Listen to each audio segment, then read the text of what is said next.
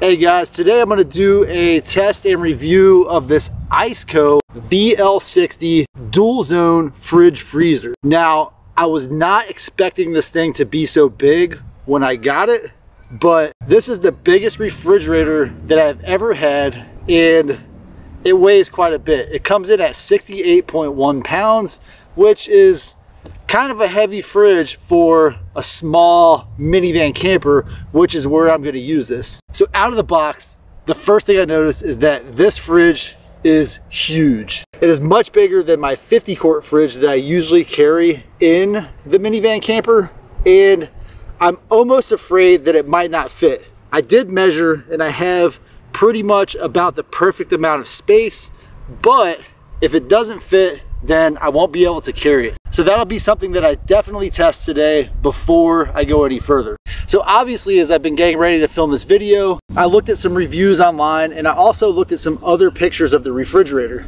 And I noticed this.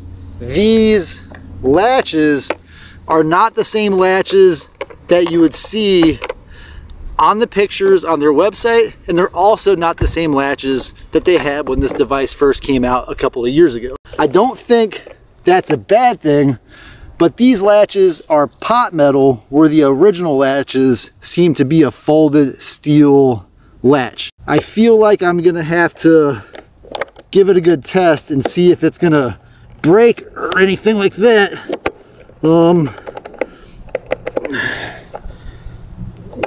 Now I think if I twist it hard enough, I could pull this off, because there's 4 screws at the bottom right here. So latch isn't necessarily bad, but it is an update from the original latch that they had. Not only is this fridge huge, but it also weighs 68.1 pounds. So with the charging cable and the accessories inside, I'm just gonna round that up to 70. So it is kind of heavy. This is not something that you're gonna be carrying to a picnic.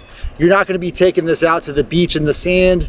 This is something that you're gonna use for a truly off-grid vehicle or overland camping setup, more so than something that you want to fill up and pack for a trip. And to support that concept, ICECO also has a rail system that you can buy for this separately, which if I had a bigger vehicle, I would probably get. And that rail system almost acts like a drawer slider, so you can mount this to your floor and then make it so that you can pull it out of your vehicle when you get to your destination. So I would have done an unboxing for this, but as packaged, it came in at about 80 pounds. And as it sits right now, it comes in almost dead on at 70 pounds. The box did have some straps around it, and once you cut those straps, you're not putting that box together. So keep that in mind. If you do plan to buy this, you're not gonna be able to return it unless you have something to restrap the box for shipping.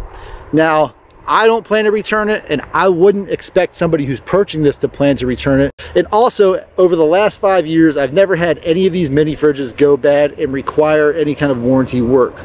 So, not something I usually worry about. So it does weigh 70 pounds. Let's move it to the picnic table.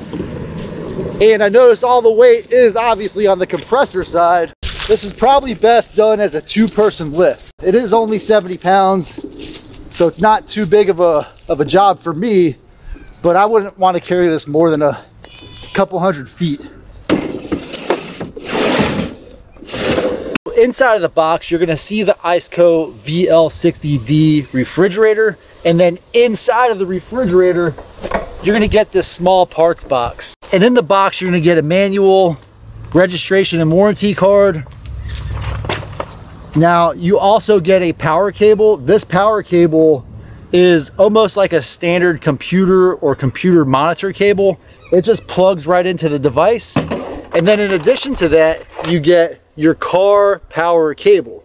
So this is what you would hook into your car outlet or a portable power station to keep this thing running while you're on the road moving. This fridge does have 2 zones. It has this smaller zone that I'm gonna call the freezer side.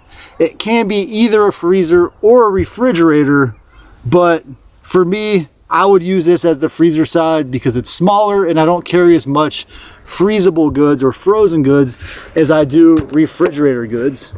In the larger side, it has a recommended temperature setting depending on what kind of things you carry in your fridge. I always keep my refrigerator at 36 degrees Fahrenheit. And so what happens is if you set it at 36 degrees, it'll cycle up to 39 degrees and then the compressor will kick on and it'll go back down to 36 degrees. And some manufacturers have it so that if you have it set at 36, it'll go 38, 34, and it'll bump back and forth. That's a normal procedure for a fridge like this. And then this side is going to be your freezer side. I'm going to run this side at 0 degrees Fahrenheit. So 36 degrees Fahrenheit, 0 degrees Fahrenheit. That'll allow me to keep my frozen food frozen and my refrigerator goods at a perfect temperature. I do like these baskets. So I could probably take this basket into a grocery store when I'm shopping, fill it up, and know that whatever I put in here is going to fit perfectly in this refrigerator. Now this basket on the freezer side, it's a little smaller and it will also fit on the refrigerator side if you need it to, but then you won't have any room for this refrigerator side. So I will leave the refrigerator side in there, and then down at the bottom of this fridge, you have room for maybe some frozen veggies, peas, things like that. I don't currently have this device plugged in, but it also has a light on each side. And it's a pretty simple depression switch here, on or off. And then I also noticed that the sensors here are much better than the sensors I normally find on these fridges. Normally the sensor is behind the metallic surface here. And in fact, normally these surfaces are plastic, but this one is actually a nice kind of steel feeling material that should hold up to some abuse. So speaking of abuse, this is a steel fridge. It should hold up for quite a while. I have had another steel fridge before, and that steel fridge, besides getting a couple of small dents and dings from things hitting into it, has held up amazingly. So this is not a cheap plastic fridge that's gonna break if you hit it. So for example, you know, I wouldn't have any concerns dropping the door on this fridge. Now I'm not gonna do that every day, but on some of my other fridges, I'm always worried if I drop the door too hard, it's gonna crack or something's gonna break. This thing is solid feeling. So I feel like it's built to last a long time. You know, I gotta try this. Let's see. So this is a sticker here. It doesn't feel bad or anything, but it's weird. It feels like there's almost a sticker on top of a sticker here. So let's see what we got. Okay. I mean, if you had one of these, you wouldn't want to be peeling on things that are unnecessary. That is a sticker. I mean, it's obvious that sticker. It's not something that bothers me. I could probably pull that off and it would be flat black and that'd be fine as well. But I wanted to talk about the power box for a second. And so with this power box, this thing only needs that cable plugged in here or the car charging cable plugged in here to run. And normally these devices come with an additional power brick. Well, this doesn't have it because the power brick is built into the mini fridge. And so if your cable has a problem, you can just go get another computer monitor cable and replace it. And that's not something that we normally have issues with, but the problem that I usually have is I lose the cables. Having my previous fridge in my minivan for almost a year, I went to give it to somebody and I couldn't find the wall cable because I only exclusively use it with the 12-volt outlet. The good thing about these fridges is they run off of any voltage really between 12 and 24 volts. So it says 12/24 on it, but if you have 18 volts, it'll still run and it'll drain all the way down to 12 volts. Now I'm gonna test this just to see how much power this thing pulls from the car outlet. Pretty good resistance there. It's not gonna come out accidentally. I can actually move the whole device with it. And then I'm gonna plug it into this power station. This is the power station that I have been using recently in the minivan. And so this is the power station that's gonna be powering this device. You make sure that's on. Good, that's on. And currently I'm looking at 54 degrees Fahrenheit. And I have 12.3 volts going in from the device here. I'm actually gonna leave it on echo mode. With echo mode, it's currently pulling about 50 watts over here. That's the entire device running, and I have it set, so let me hit the mode button. Let's go back here, 36. Let's go all the way down to, well, let's see how low it goes. All right, so 0 is the base there. That's as low as it goes. So now I have the cooler side or the fridge side set on 36, and I have the freezer side set on 0. This has a different compressor than most of the other mini fridges that you see out there. Normally they have a Danfoss compressor, but this one has a C-Comp compressor. And I believe the reason that ICECO chose that compressor is it's much more efficient than the Danfoss compressor. I believe I'm seeing that here when this is going between 35 and 45 watts to drop the temperature inside of the refrigerator down to what I have it set at. When I am traveling and on the road and I don't have this inside of a building, I will always try to use this car outlet power cable. And the reason for that is the power inside of the battery is already close to 12 volts. There might be a 24 volt or 12 volt battery inside of here. This thing is designed to run at an optimal 12 or 24 volts. So whatever comes into it, it's going to drop that voltage to its operating voltage.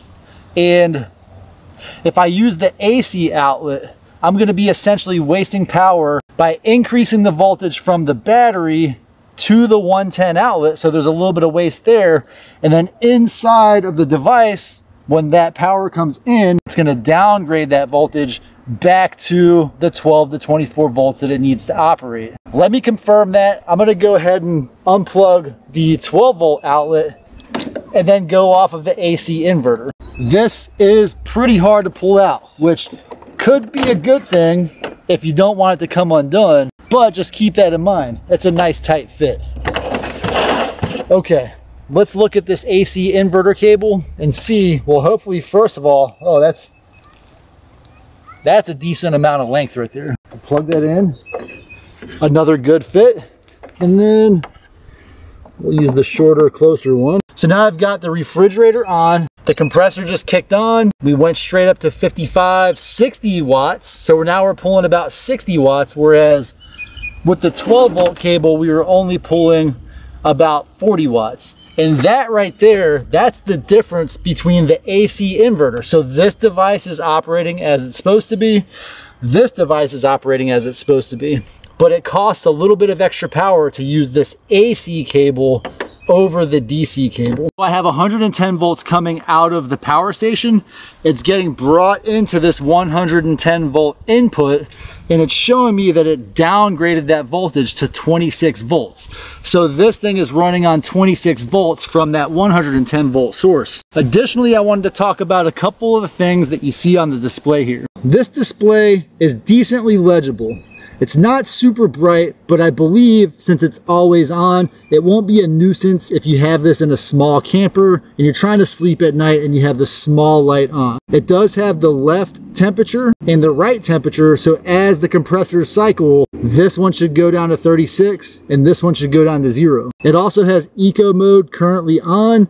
I could put it on max mode, but I would only do that if I was using a house or a wall outlet. For the device that I have it plugged into now, I would always use eco mode.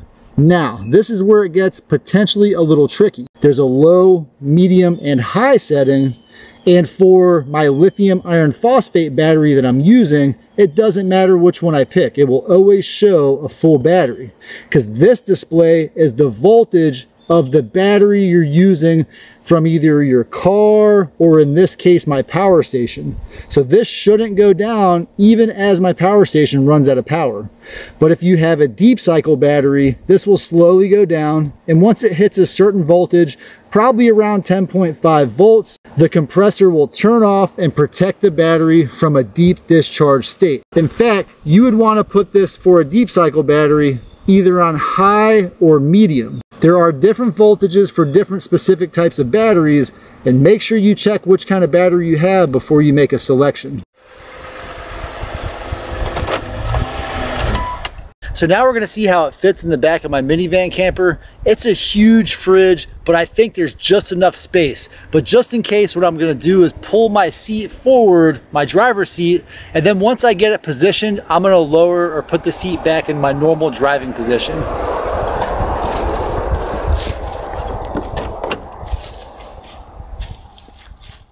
So I said this thing was huge, but look how big it is next to my minivan. This thing is going to take up a lot of space, but I honestly feel like having a dedicated refrigerator is worth the amount of space that it takes up. let's see if it'll fit. All right, so this thing should be pretty rugged. One thing for me is I'm not gonna latch these latches. They are great latches, but I don't plan on jumping around so that my stuff flies around. I've never had to latch a fridge before in this camper, and I've never had a problem with food flying out of it. But if I was gonna do some overlanding with like a Jeep Wrangler, where I might potentially do a tumble, I would probably keep them latched then. All right. So, perfect fit. I've got plenty of space. I can access the fridge, no problem. Access the freezer. So I'm gonna go ahead and plug it in using this cable. And I do have on this vehicle a 180 watt solar panel on the roof, and the power cable is running in attached to this power station right here. So same thing as before. I am going to try to keep the cable out of the way and route it this way, because as you can see, I kick that sometimes when I'm getting in and out. Plug it in, move this out of the way, and plug this in as well. Today in the van, it's currently 72 degrees inside the van, basically at this point right here. And then outside of the van, it's 57 degrees. This thermometer, I have it attached on my van outside, and it pretty much always tells me what the temperature is outside versus inside. So as you can see, there's a pretty big difference on the outside and inside temperature. You probably wouldn't expect that. Plugged it in, the compressor's going. I'm doing pass-through charging with my power station. So the compressor is pulling its power, and the solar panel is putting power back in.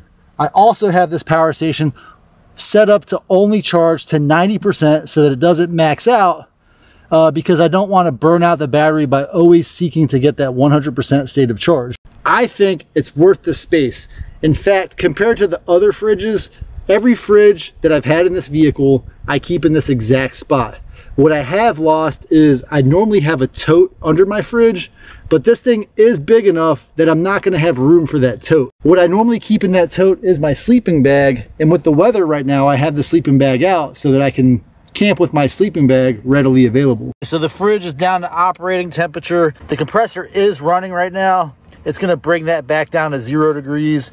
And I noticed that set at 36 degrees on the left side, it went down to 32 degrees. So I'll probably increase the temperature on the left and keep this one on the right set at 0 degrees. Also, just to show you, my power station has had no trouble keeping up with this for the last several hours. I do have this power station set up to only charge to 90%. And so in a second here, it'll allow some solar power to come back in and start to top that back off at 90%. So I'm pretty happy with the size of this mini fridge. I'm also happy with how it fit inside of my minivan. It almost feels like this is a glove perfect fit in this location. I do have my driver's seat back where I want it to be, so I'll be able to drive comfortably. I do have a couple of thoughts.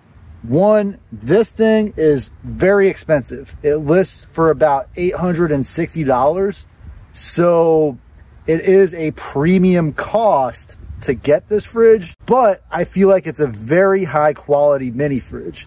I have had several mini fridges, and this thing is solid. It has very strong handles. I didn't mention the handles earlier, but those spring handles are very strong. I feel like this would hold up to a lot of abuse, and I plan to keep this fridge in this minivan at least for the next year or so. Hey guys, if you like this video, please give it a thumbs up, and don't forget to subscribe. If you want to find out more about the power station that I used to make this video, click here, and I'll see you on my next adventure.